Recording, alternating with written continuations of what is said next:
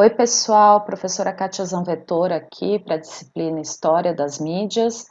Vamos lá, então. Hoje eu estou gravando de um computador diferente, então eu estou sem webcam, mas vai dar tudo certo.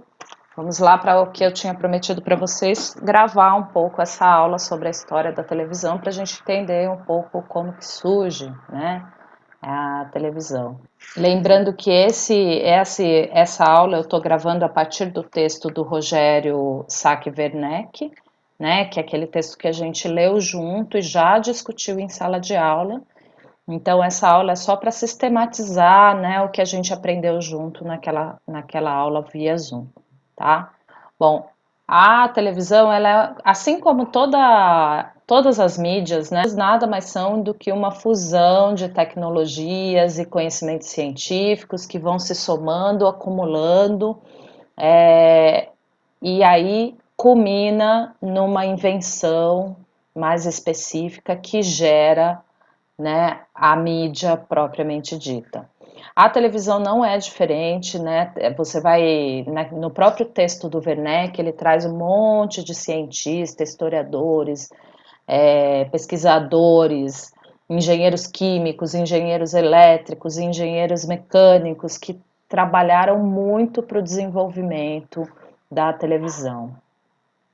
Para citar um, a gente tem o francês, né, Constantin Persky, que no Congresso Internacional de Eletricidade em Paris, em 28 de agosto de 1900, ele usa a junção dos termos tele, que quer dizer longe, e videre, que quer dizer ver. A primeira tele do grego, né, e a segunda do latim, para falar de um equipamento que ele estava estudando que é baseado nas propriedades fotocondutoras do selênio, né? Um elemento químico que possibilitava a transmissão de imagens à distância. Então, é um primeiro experimento, lá em 1900, um primeiro experimento sobre televisão, né? E já lá fica esse nome que vai ser mais usado e depois, em 1940, a gente chega na sigla que a gente conhece até hoje, TV, né? Para abreviar o mais conhecido termo televisão, né? Então, é importante a gente pensar isso, sempre pensar na televisão como um acúmulo de conhecimento, né? Um produto vindo de uma série de pesquisas e invenções tecnológicas e que teve a contribuição de muitos pesquisadores. O primeiro modelo de televisão pública é aquele que a gente conhece como a BBC em Londres, que em novembro de 1936 inaugura o seu primeiro canal. Então, o Werneck, ele vai falar para a gente que a televisão ela nasce essencialmente pública, né? Principalmente porque tinha uma grande discussão, uma forte discussão já naquela época que as informações que fossem transmitidas na televisão eram de um caráter de impacto social muito grande, né? E que por ser de um impacto muito grande, atuar no meio, nas liberdades individuais das pessoas, ela não deveria ser de fórum privado, ela deveria ser de fórum público, né?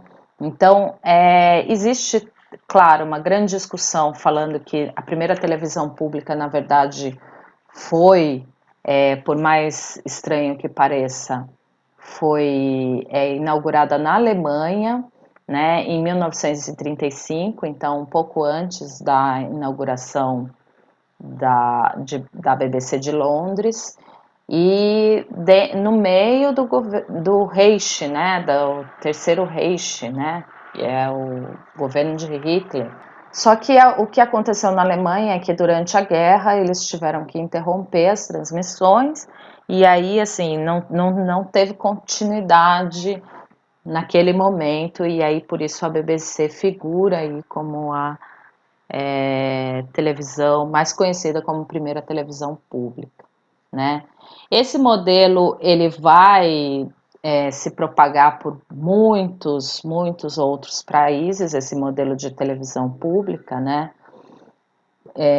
Justamente partindo dessa ideia, né, que cada membro da nação seria encarado como um cidadão e não como um consumidor ou filiado a uma ideologia de um partido ou governo, então ele teria direito a receber uma programação que atendesse suas expectativas culturais, enfim. E é por isso que em Londres a BBC ela recebe contribuições, né? Então os cidadãos pagam como se fosse um serviço público, como se paga uma taxa de água, taxa de luz, se paga para o consumo de televisão e esse pagamento existe até hoje, né?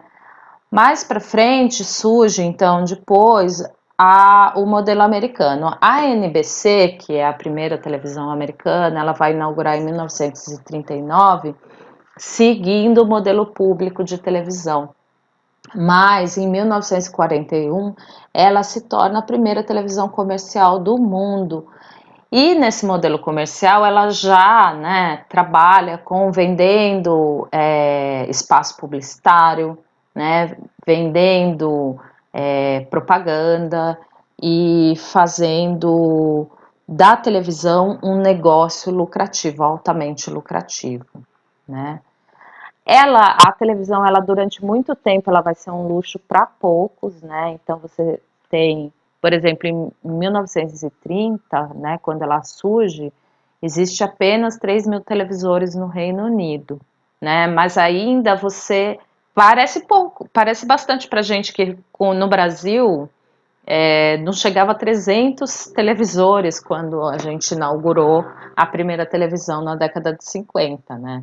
Mas era muito pouco, né? O impacto da televisão era muito baixo. Você tinha espaços públicos, as pessoas iam para espaços públicos para assistir televisão, né? Você tinha momentos de transmissão de televisão. E, na verdade, a Segunda Guerra Mundial ela vai paralisar mesmo as pesquisas e o desenvolvimento da TV e o seu desenvolvimento econômico. Então, vai demorar um bom tempo ainda para as pessoas efetivamente consumirem televisão como uma televisão de massa, né? O modelo comercial, o que sustenta o modelo comercial, justamente o que vai sustentar a programação é a atração que consiga audiência suficiente para garantir o retorno da publicidade de produtos ou das vendas diretas e indiretas de mercadoria. Ou seja, isso começa, a TV comercial acaba gerando um impacto na programação do que vai para a televisão, né? Então acaba que vai alterando o modo como a gente faz televisão e a partir desse modelo comercial começa a ter essa preocupação muito alta com a audiência, né? E essa audiência, porque essa é justamente essa audiência que vai gerar negócio e vai manter as empresas anunciando nos programas. No Brasil, você tem os primeiros serviços de televisão, eles são considerados, a gente tem uma fase que a gente considera uma fase experimental da televisão. No livro ele fala da década de 40, né, mas também tem a fase anterior com Roquete Pinto, né, que ele foi, ele, ele é pai da rádio, é considerado o pai da radiodifusão no Brasil, ele cria uma primeira rádio e em 1933, a primeira rádio brasileira foi ele que criou, e em 1933 ele faz as primeiras experiências com televisão, né, já fazendo algumas experiências de transmissão e tal. Então ele também é um momento muito importante, né?